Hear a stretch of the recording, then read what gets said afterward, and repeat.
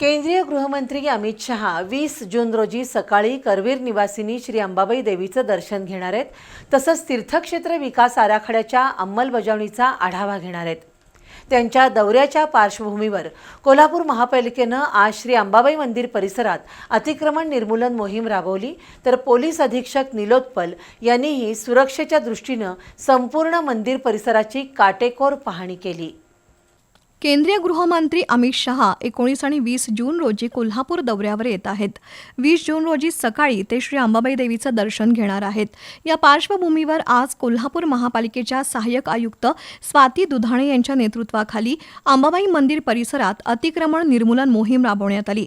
त्यामध्ये रस्त्याकडेला लावलेले स्टॉल, लोखंडी फलक यासह अन्य साहित्य जप्त करण्यात आलं. महापालिकेनं अचानक सुरू केलेल्या या मोहिमेमुळे फेरीवाले, विक्रेते यांची चांगलीच धावपळ उडाली. दुसरीकडे पोलीस अधीक्षक निलोत्पल यांनीही आज सुरक्षेच्या दृष्टीनं मंदिर परिसराची पाहणी केली. गृहमंत्री शहा यांच्या दौऱ्यात सुरक्षेच्या दृष्टीनं कोणतीही त्रुटी राहू नये यासाठी त्यांनी अधिकाऱ्यांना काटेकोर सूचना केल्या.